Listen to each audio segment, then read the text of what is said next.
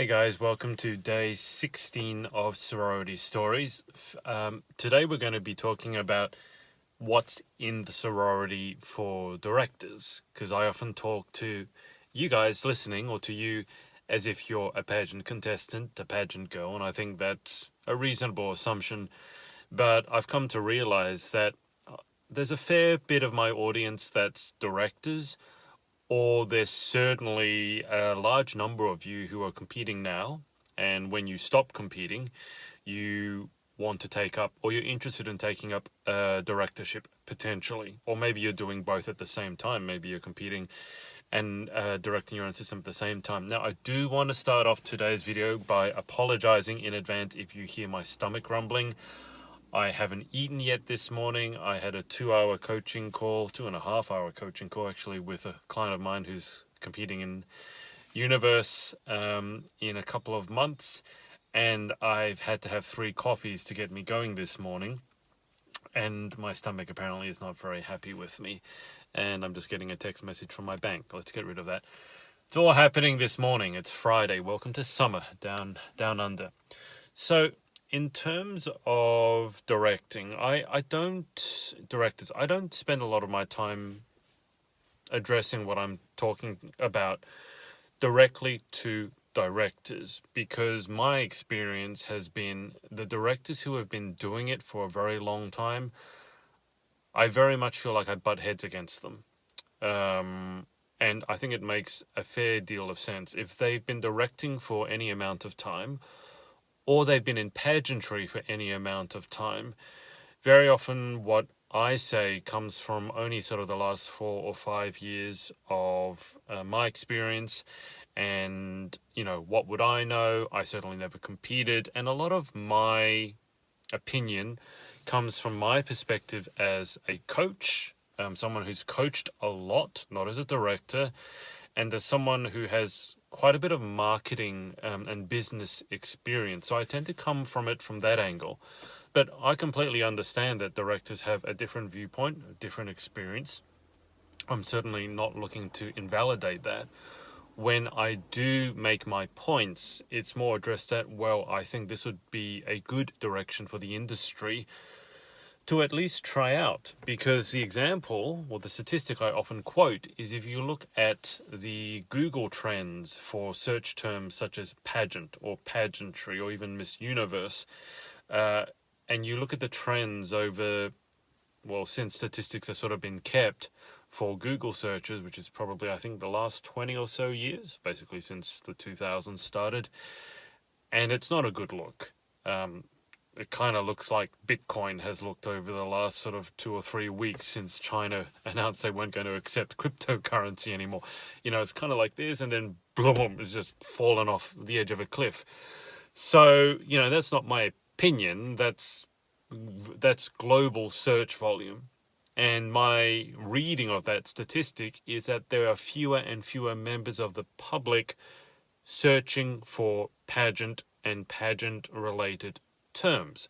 So that is to say the general level of interest in pageantry is declining. I mean, let's say you are interested in getting into pageants, the first thing you're going to do is run a search on the internet. Now, it might be on Instagram or a social media platform, but I think everyone's going to at some point run a Google search for pageants or for Miss Universe or on YouTube, which is connected to Google anyway. So I think that precipitous drop in sort of global interest, not you guys who are interested in pageants already, but people who are, let's say, looking to get into pageants, and that's the new blood. That's the growth that we need, or the numbers that we need to keep pageantry growing.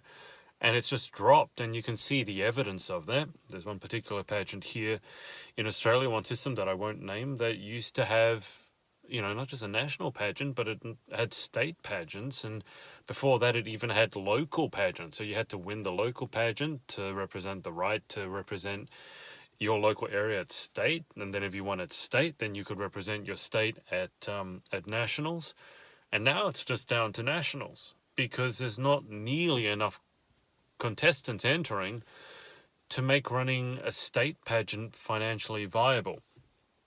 So, I tell you this because amidst that sort of backdrop of what's going on behind the scenes, and look, you can't argue with me about the statistics. The statistics are what they are. You could argue about my reading of the statistics and what they mean, but I think it's very hard for anyone to argue that a huge drop in search volume for pageants means that it's doing really, really well. So my question then, as an outsider, as I've mentioned already, somewhat of an outsider at least, is, well, what are we going to do as an industry about that? Because I don't know about you, but having fewer people involved in pageantry is not exactly a good thing. It's not what I want. So how can we get more people involved in pageantry? And look, there's a lot of potential answers that you can go into there. I think the common theme they have is that we need to make pageants relevant again, or at least appear to be relevant. Maybe they are relevant and we're just not marketing that message well enough. But I sort of distilled it down to the old way of directing, or the old school directors. It's going to be very hard for them to change their ways because they've been doing it 20, 30, 40 years, whatever it is. And that's not a slight against them. I think anyone in any industry who's been doing something for 20, 30 years in one way and it used to work is going to have a lot of difficulty embracing a new way. It's just the way it goes. You see it in business all the time. Businesses just disappear overnight that have been around forever because they weren't able to adapt to the new way. So a lot of the change that pageantry will need to make, if it wants to stay relevant, is going to come from directors, specifically the new generation of directors, either directors who have just taken up a position and maybe they only wrapped up their own career a short time ago, or you guys who are competing now and you're thinking once you finish, then you want to potentially look at taking up a directorship or starting a system of your own. So in terms of, look, I've already talked about networking in the sorority. If you can network with fellow directors, that's going to be a huge thing. But I also really want to help directors, not only in providing, let's say, what the sorority provides in terms of information and networking to your contestants, but also giving you some background information in the psychology, the mindset, not only so that it helps you, but so that you know that information is out there and you can pass it on to your contestants and hopefully help them flourish as young women, not just as pageant contestants, but also the business background information as to how to grow a business, how to have unique messaging that sells, how to identify what's worked in the past that's not working anymore, and how to move with the times. I mean, so that your system can flourish and so that pageantry as a whole can flourish. The example I point to is so many pageant directors were so slow to get onto TikTok. In fact, there's probably a lot of directors who still haven't moved their system onto TikTok. And you go, well, I just don't need to, I'm not dancing, so I'm not going to get onto TikTok. And I just think the whole thing is silly. Like, who wants to see this? That's the exact attitude that will put you out of business. Because look, I don't fully utilize TikTok. I am just in the process of going, I need to set aside a week to just exclusively produce TikTok content so I can understand it, because you got to get your ego out of the way, especially from a business perspective, and go, where is the attention currently? And if your experience is anything like mine, Facebook is kind of dying out. It's not dying out. I think it's always going to be there because it's such a big platform. But there are more and more people who just use Facebook as basically friends and family, and also because you kind of need it to log into a lot of other things. Facebook login. And that's almost the only reason you ever go into Facebook. So Facebook is definitely not growing. It's plateauing at best. Instagram is going through something similar, especially since they announced it's no longer a photo sharing platform. It's going to be about videos, reels, shopping and searching. So that's kind of plateauing. And I think a lot of us are stuck on Instagram and going, the algorithm is horrible. Well, okay, the algorithm could be horrible for you, but it's what it is. Whining about it's not going to change anything. So where did all the attention go? The answer to that, TikTok, especially during the pandemic. And what TikTok started as was really showing a side of people that wasn't picture perfect. Instagram was about the highlight reel, And TikTok, there goes my stomach, TikTok was really about the real behind the scenes, doing the silly stuff, the silly dancing and all that. So if so much of the attention now is on TikTok and they're bringing out more and more features as we go through, as the months go by, they brought out advertising, obviously paid promotion. They brought out longer reels, so you're no longer limited to 1 minute. You can now, at least I have the capacity to shoot 3 minutes. A lot of people have started doing lives as a really good way of growing, and they're bringing out more and more like Q&A and things like that. If the attention is there, this is my point. This is the end of my thesis. If the attention is there, and the attention of your demographic is there, young women, right? And you go, oh, they're too young for my system. Yeah, but where are they going to, like, where are your contestants going to be 5 years from now? They're going to be the people who you're saying are too young. So if you can reach them now, and then you can sort of give them an idea as to what pageantry is about or what your system is about, then in 5 years' time, they're going to want to enter your system. So for directors, aside from, okay, I like to think that what I talk about in terms of practical psychology and the psychology of success versus the mechanics of success, the transparency, the authenticity, the integrity, meeting amazing women, the sisterhood, women supporting women, like as much as I like to think all of that, as a director or a future director, you would be interested in that. And I'd really like to think that. It's not always been the case from my perspective. But assuming you're interested in that, the other aspect is, well, the business side of it.